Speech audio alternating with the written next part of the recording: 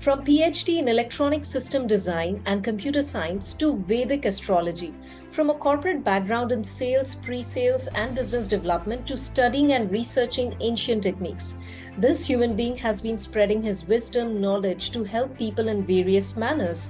He also enjoys studying and researching and teaching nakshatra based astrology. He believes in spreading love, light, grace, humanity to the world. He currently resides in Vancouver, Canada, and practices and teaches Vedic astrology online. Let's welcome and listen from Dr. Arjun Pai, who is intensifying life to his best possible ability. And let's uncover some burning questions, which I'm sure you must be having as well. So, welcome, Dr. Arjun Pai.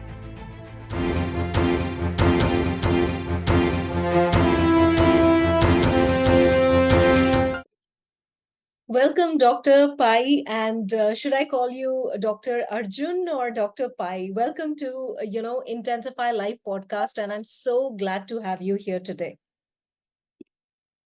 Namaskar to all your viewers.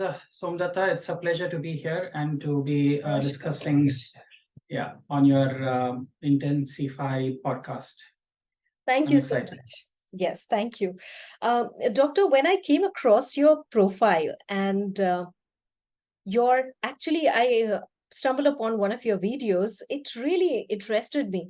You have been in a background which has computers, which is related to sales, which is related to completely different background. How did this transition happen into Vedic astrology? Now, this goes back to my school days. I have always been fascinated by occult sciences and divination sciences, right from my childhood. And then, I started studying more about astrology when I was doing my PhD in computer science, because those were the times when you can find more time in the evenings. Once you are done with your experiments, you want to, take your mind off and relax. And that's when I got intrigued into studying astrology. So that happened, and slowly, one led to another. And then I got roped into it. I was having a corporate job as well, and I was doing this as a hobby. But currently, in the last couple of years, I have taken this as a full time. I had to let go of my corporate duties and responsibilities. No longer was attracted by the rat race of life. I wanted to do something that appeals to me. So it is more of an entrepreneurial journey, I would say, Somdata, coming from a technical background. And then, see, what I saw very much common between astrology and scientific study, I would like to say, Vedic astrology, especially, I would want to say it's so deep and it's like an ocean. And no matter how much you start going deeper into it, there is more and more to it. It's like you are a lifelong student of this divination science, I would say. And I would say it is more like it's a super science, in fact, because what you see when you have learned the technical know-how you get through computers, electronic system design, that is what my specialization was. I found that most of them are based on certain rules, and certain combinations and permutations that you usually come up with the data. And if you have a research rigor, I found that this is a perfect science, to say the least, that it's not only a predictive science, Somdatta. That's why everybody believes that it's a predictive science. Let me go back even 150 years ago. Now, if you go 150 years ago, astrology was not meant for a common man. It was usually done for the Rajas and the Maharajas, the kings and the queens, because this was more towards the welfare of the kingdom, to see if there is going to be a famine, a drought, if there is any threat based on the planetary transitions and the dashas of the king, to check whether there will be an enemy attacking them, or is there going to be how is the well-being, is there going to be an epidemic. So they used to divine for the kings and for the kingdom. It was not particularly meant for the common man. Now, what has happened in the last 50 years is it's become a predictive science. Astrology has never been a predictive science. It was only meant for the kings and the queens because of the mundane side of things, which can predict many things for you.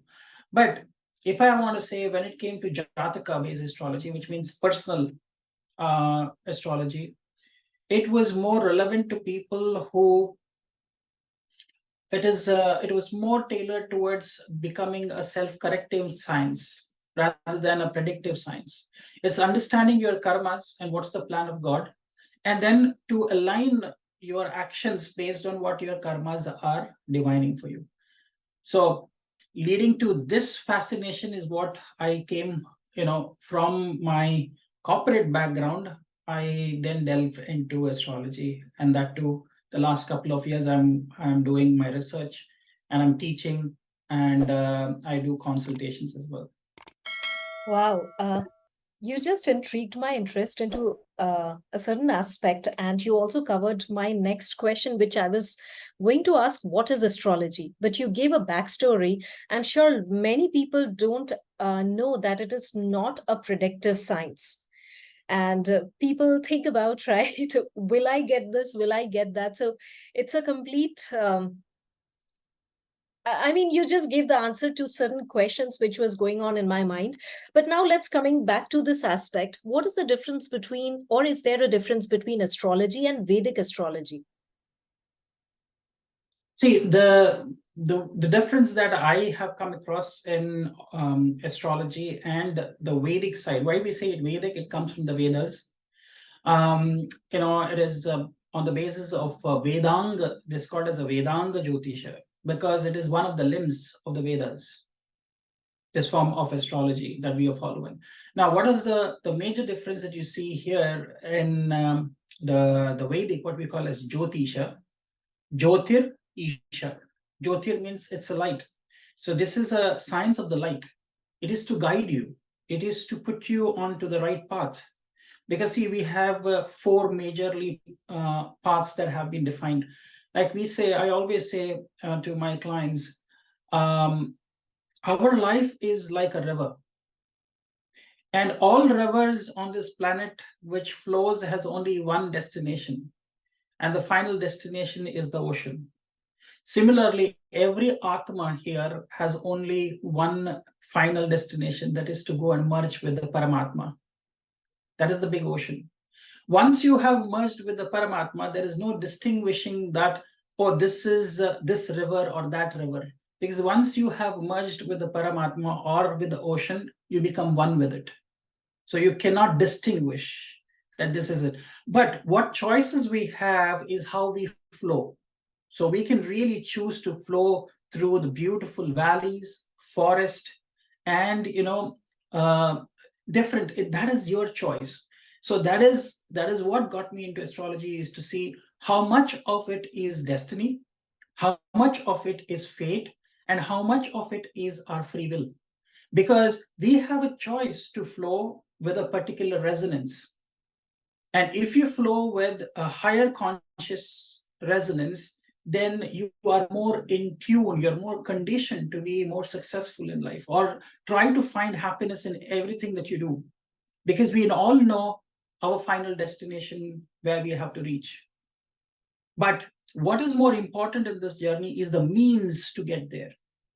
So you can take a boat to get there, you can take an aircraft to get there, or you can use a bullock cart, or you can use a car, you can use a cycle, whatever is your means, because everybody has its own mount. Like you see, every devata has been given an animal associated with them, because that is the instinct of the devata. You see, Shiva has been given a Nandi, which is the bull. Parvati is given a lion or sometimes a tiger. Ganesh ji is been given a mouse, and their other son Kartikeya is given a peacock. So that means, do you mean to say that their journeys are different? But you look at it, think about it. When you look at the Shiva Parivar as one family together, if I tell to the husband, which is Shiva. Shiva is the husband. If I tell that your mount is a bull and the wife's mount is a lion, in nature, do you think they are compatible with each other? They're not compatible. A bull and a lion. Now, if I tell Shiva has a serpent around his neck, which is Vasuki. Now, if I tell to the serpent that you are the father, and if I tell to the mouse, which is the mount of Ganeshji, that you are the son, will they be compatible in real life? Will a snake or a serpent and a mouse be compatible? No. Look at the vehicle of Kartikeya, which is a peacock. Now, if I tell to the peacock you are the son, and I tell to the serpent you are the father, do you think they will be compatible with each other, the peacock and because this peacock holds the serpents in its feet. So if you really see the Shiva Parivar, that means they have a lot of differences. The husband and wife, the father and the sons, they all have, because their mount is different, but they come together and they unify and they live happily under the same roof as one Parivar, is because we might all have differences between each of us, the father and son, mother and daughter, husband and wife, brothers and sisters. Because why do we have conflicts with them? Is because we are not able to recognize their mount and their purpose in life. So you might be a lion and you like to eat non-vegetarian, but somebody else is a bull who likes to eat grass. But we try to say that, oh, because you're eating grass, you might be very weak. And because I eat a lot of meat, I'm very strong. See, these are all biases we're creating. So this is a science for you to recognize each other and to look at each other as, oh, you have a journey. I appreciate your journey of life here. And please appreciate my journey of life. We might not have a lot of commonalities between us, but mutual respect and tolerance to each other is what this science teaches us. That is what it is, a light. We are walking on a path. Wow. That is what astrology is all about. I have never heard somebody break it down and explain this concept of the family or the acceptance of the different natures of people around us in such a simplest manner. So thank you for sharing that. I think that has given all our listeners a beautiful perspective and a simple way to understand the complexities of life. Typically, in a family, in an environment where people are ready to, cut down each other. So, thank you for sharing that, Doctor. So, now coming to the aspect, you mentioned one line particularly, that we all know that we have to move towards the ocean.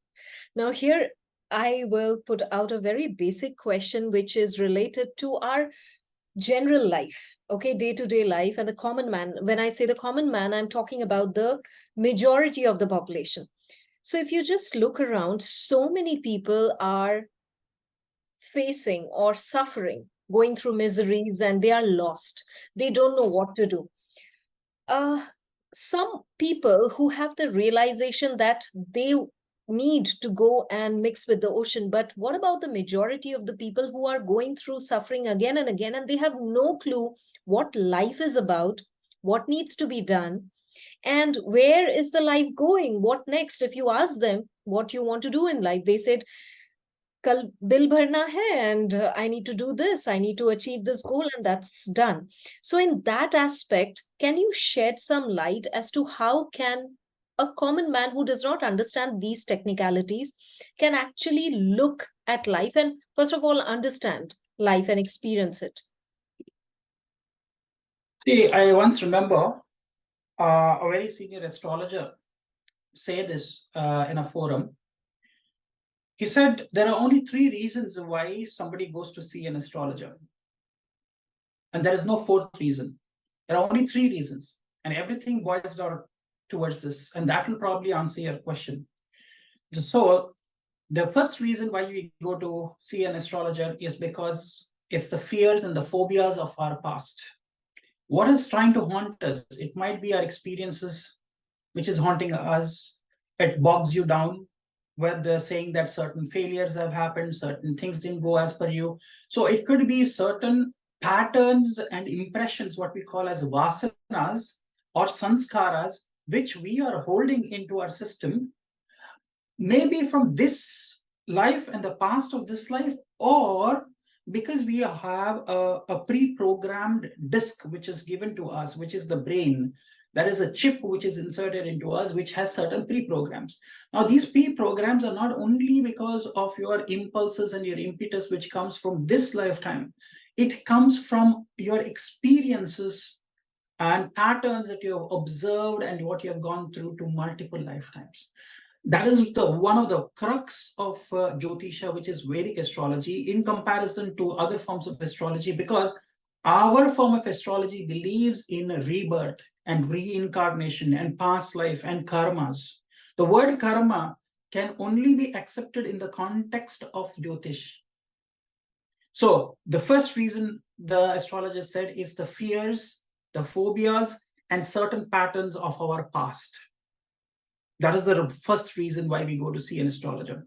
The second reason, probably, why we go to see an astrologer is the anxiety of the present. I've given an interview. Will I get this interview, and will I be able to? When will I be able to, buy a home? When will I have to have a better career? So there is anxiety, and in today's times, nobody has the patience to sit and wait. They're very anxious to know what is the outcome. When will it happen? When will I get married? When will I have children? When will I have the next job? When will I be able to go abroad? So anxiety of the present. And with the third part is the curiosity of the future. So these are the only three reasons why you go to see. And why do people have sufferings is because they're not coming to terms, because we are carrying a baggage. And we are not letting go of that baggage, probably from the past. There is too much of vata, which is anxiety of the present, for which you are not even moving forward, not even moving backwards. You are not taking decisions because you do not know whether it is the right decision, or we do not have mentors, coaches, guides for us at different stages of our life. Even though we might go and get educated and get big fat degrees, you might say, oh, this person has done his bachelor's, then master's and PhD. But where do the universities teach us about life? Now, we are not able to combat even the challenges. The basic challenges of our life is, what is the main challenges for people? It is finances. We have no courses to give us on how to manage your personal finances, unless you go and get a master's degree or an MBA or whatever in administration, business administration. You might not know about your finances still. Basics are not being taught for you. You might have learned for 20, 25 years of your life, but there is nothing. How to be better with your relationships, with your family, with the loved ones that you have. There is no training, there's no programming for that. And the most important is, how can you beat stress? We have not been taught yoga in our schools. We have not been taught meditation in our schools. They have taught us all things which, probably, how much of science, how much of history, how much of biology, and how much of mathematics are you using? Are you using any advanced calculus in your day-to-day life to make, to win your bread? Are you using any algebra? So, which means we have learned, but is that applicable information that we have?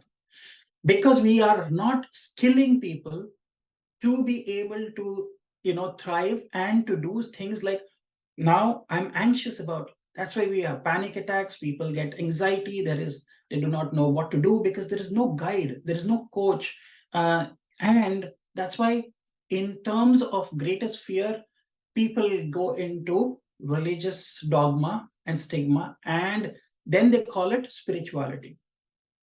Nobody can teach you spirituality. It is your experiences, isn't it?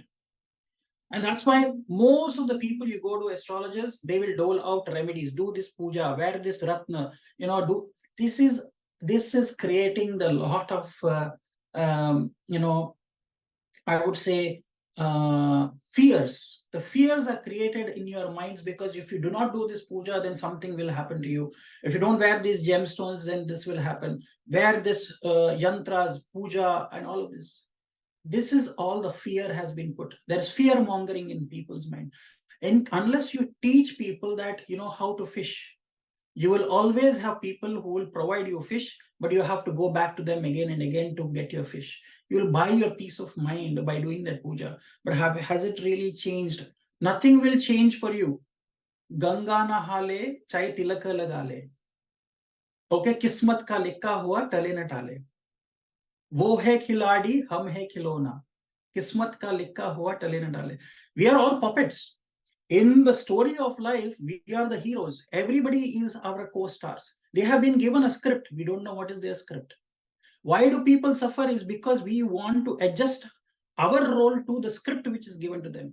Instead of that, because you're the main character of your life, can't you better rewrite your own script? Can't you make changes in your life? Because you cannot change other people. You're not here to change people or to change other people's viewpoints. That is not the thing. But you can change yourself. You can influence yourself. You can influence what is going to happen in the future. So that is the realization that people do not have. And people are so bogged down with all of the rat race of life. That is what I left the corporate life. I was running a rat race. The rat race is, when will I get my promotion? How much increment will I get? Oh, this person has got 8% increment. Go to your boss. Why did I get only 5% increment? All of this is, if you're deserving, you should not be asking. And if you deserve for your performance, you will receive it. Nature will give you. दाने दाने पे लिखा है खाने वाले का नाम. किसी का दाना मत चुराओ, क्योंकि जितना आपके नसीब में लिखा है उतना ही मिलने वाला है. ना एक दाना ज्यादा, ना एक दाना कम. Nobody can steal what is given to you by destiny. The birds and animals, when they sleep, they are not fearful when they get up कि कल खाना मिलेगा कि नहीं. The birds get up in the morning and they're chirping. It's only human people, when you go to sleep, कि कल क्या हो जाएगा, कल मेरे पास पैसा आएगा कि नहीं, खा सकता हूँ कि नहीं, can I be able to feed my family or no? That is the fear we live in. So we are not a God-loving nation or creation. We are a God-fearing. डर बिठाओ कि मंदिर जाना पड़ेगा, मस्जिद जाना पड़ेगा, गुरुद्वारा जाना पड़ेगा, चर्च जाओ. चर्च में अगर कैंडल नहीं लगाया गया तो फिर योर नैया डूब जाएगी. So these are the fear mongering which has been created. Wow. You just busted off the myths and every noise that is there in the market related to this particular industry. Specifically, the point that you mentioned, this is absolutely mostly driven by fear, and which was one of the question which you actually pointed it out. And I would like to ask the question specifically, how can someone identify, well, as you mentioned that people either go for the fears and phobias or anxiety or curiosity. Now, let's say somebody is going through real suffering and they are looking for direction or some kind of guidance. Now, when they are looking for guidance, how can one understand or identify that this astrologer or this person is a genuine one and this one is not something that is going to help me? Is there a way to find out for the normal people out there? See, I think we all have doctors, and we feel more comfortable when we go to certain doctors, and that's why we have a family doctor. Now, what used to happen in the past, Somdata, is gaon mein, village mein, there used to be, your family used to have a purohit. Your family purohit used to be there. You have to have a family vaidya, which means a doctor. And that doctor would have a history of treating your entire lineage, which means, his father would have treated your father and your grandfather. His son would have been. So basically, they know if there is anything which is there in the family, what events have happened, because everybody knows each other. See, our problems, what comes in our life, sometimes can come because of our own internal hereditary things, genetics and things. Today, you go straight into some doctor, or you go straight to some astrologer, or you go straight to some medical store. Nobody knows you. Whatever your prescription is, they'll just give it. But if they know you, they will say, okay, ye likha hua hai, isme ye nahi hai, but can I give you this? This is even more potent because I know you. This will help you better. But doctors today are being just, diagnosis is, in the past, they used to look at your nadi, which is your pulse. and they would be able to say half of your ailments. Today आजकल क्या है, ये report लेके आओ, ये test कराओ, ये blood work, ये इसका टेस्ट होना चाहिए, इतना सारा रिपोर्ट आने के बाद भी they are not even able to give you a proper diagnosis. What does it mean? That means we have lost the skill of analyzing things on the face value. In the past, astrologers used to look at your face. चेहरा देख के बोल सकते थे, हाथ देख के बोल सकते थे, आपका बोलेंगे अरे आपका स्किन का टोन थोड़ा ये है, ड्राइनेस है, something is wrong, you have to take certain medications. They would know. There was no blood work, there was no pathology labs to give you reports at those times. That means our skill was much higher. But as scientifically we have developed, we do not know whom to go to. So basically, to answer, there is nothing called as a formula that this person is right for you or this person is not right for you. एक बार किसी के साथ आपका एक संबंध बन गया, you can have many teachers in your life, but गुरु हमेशा एक ही होता है, क्योंकि आपका you can only have one biological father and you can have only one biological mother. You can have multiple fathers as godfathers for you in the industry, in your life, mentors, coaches, बहुत सारे आ सकते हैं, but गुरु हमेशा एक ही है. You can have many teachers who come to train you. So basically what I'm trying to say is there is not one formula, but suddenly you strike something with somebody and it appeals to you, their way of trying to put things, and then you start resonating. See, there was a science experiment we used to do in the physics laboratory, if you also remember. There was something called as a tuning fork.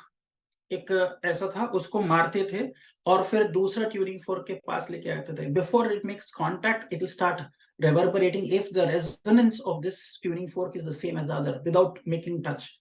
Similarly, when you start resonating with a particular teacher or a guru or somebody, as soon as you come into their aura, that itself will make you feel peaceful, and itself will make you feel to learn so much. It is a huge download. Maybe the teacher doesn't teach you, he's just sitting there and his presence is enough to light. So a teacher or a guru's job is only to light a lamp for you.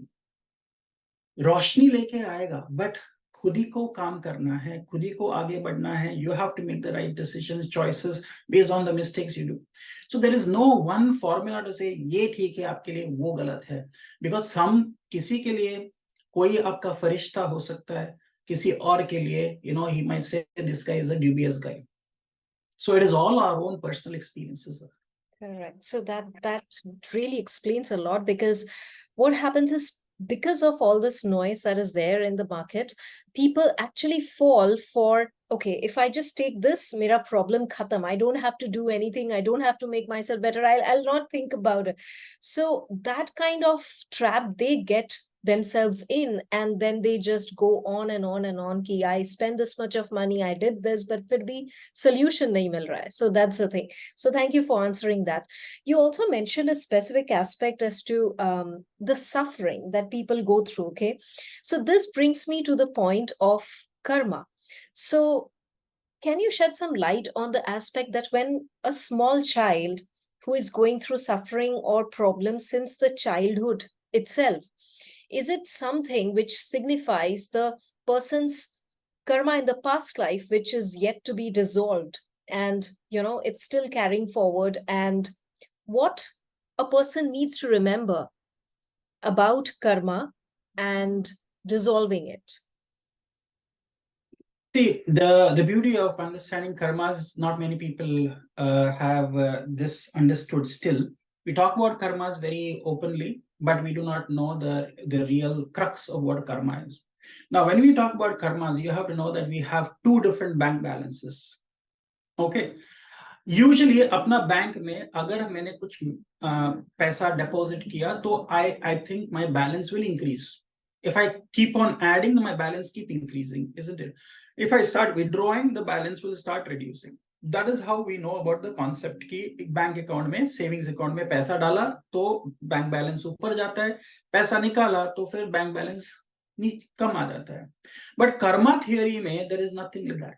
A karma theory has two different accounts. One is good karma bank balance and there's a bad karma bank balance.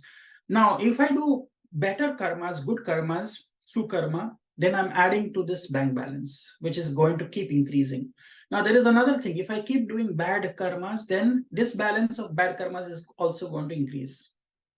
So that means if I do more good karma, doesn't mean my bad karmas are getting cancelled out. This is the biggest mistake that everybody thinks and they are making. So here, Cancellation like theory to nahi hai. ask you, so there is this difference of karma. If you can explain what is karma in simplest manner, like a lot of people have different definitions for it.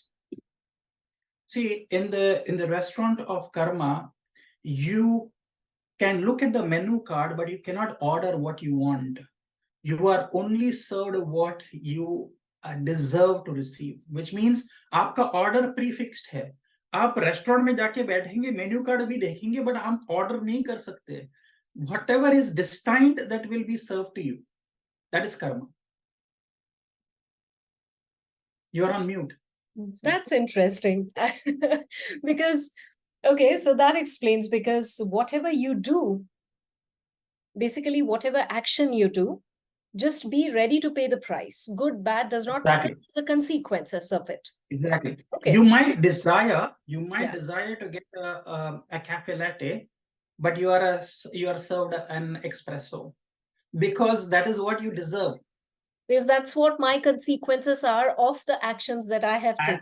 Okay, great. You you reap what you sow, and you might be sowing today, but you might not reap it today or in this lifetime. It might be in the next lifetime. But many a times, what is happening in Kali Yuga is whatever you are sowing right now, you will reap in this lifetime, sometime in future, or it has come from the past. Okay, thank you for sharing that. Yes, please, you can continue your aspect of So it. this bank balance, I'm telling you, Somdata. So that means if I'm doing good karmas, I have to come back again to enjoy the good karmas that I have done. Whatever actions I have done good, I have to come back to enjoy. If I'm doing bad karmas, I have to come back to suffer. So then what is this definition of karma? What will happen if I keep doing good karma? That means I have to come back. उसमें कोई escape नहीं है. अच्छा कर्म करने से आपका exit route नहीं मिलेगा. The thing is what the yogis are doing for centuries, generations. They human birth karke. Why you want to be born? Human birth is the highest form of activity that you can get. Highest form of living that you can have of this existence here on this planet. It's the highest grade, human birth. And what a waste we are making, because if you're born as an insect, a plant or a bird or an animal, you do not have the consciousness to make amendments to your actions and your karmas. You just go with the flow because you have no control over what actions you can do and what you have to get. Only human birth gives you this on this planet. Matlab, animals can see outside and they will see God outside, but they cannot perceive. Let me explain to you. If there is a street dog, you start feeding it every day. Okay? Next day it goes to you and it says, "Yehi mera Bhagwan hai. Yehi mere ko khana deta hai. Yehi hoga mera Bhagwan." Because he is only able to contemplate on something which is divine and loving from outside, but they cannot contemplate inside. Humans can contemplate. Aham Brahmasmi, which means I can realize that I am God. God exists in everybody. When I do the pranam, this is called Anjali Mudra. When I'm doing this, I'm saying, let my right hemisphere of the brain and the left hemisphere of the brain come together, and I put it in front of my heart, and then I bow down to you, which means जिस soul जो आत्मा है जिसमें मेरा भगवान है, this is bowing down to the God in you. I am bowing down and I'm honoring that. That is what our pranam means, or Anjali Mudra. So basically, if you start seeing divinity in each of us, we would be able to contemplate God inside of us, and that is why we can make choices here. The better choices, whether I want to increase my bank balance of good or I want to, spend my bank balance what is bad.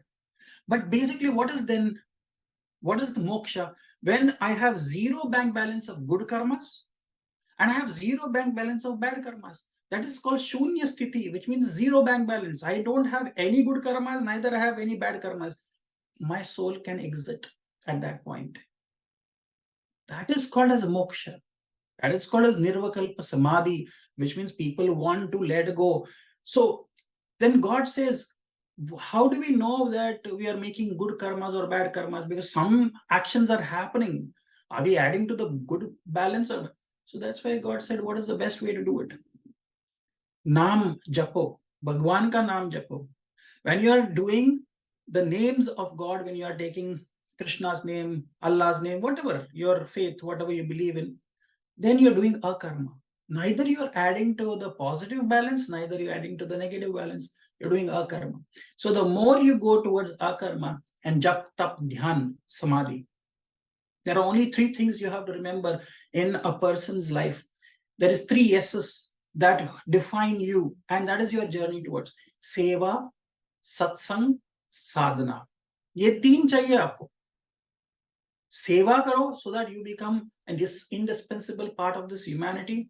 Give yourself in an offering as you're doing it for God. भगवान के लिए कर रहा है. Everybody does it for selfish interest. Okay, सेवा, सत्संग मतलब अच्छे लोगों का संगत रखो. You think positively. You don't want to be part of this gang of people who talk about only wealth, money, finances, cars, bangla. That is all one of the materialistic side.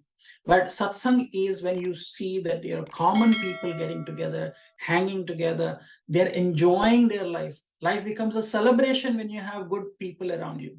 That's why your companion, your partner, if it's somebody that you really enjoy, your journey life will be with a partner. That's why in our culture, we say our wife for a man is the ardhangani.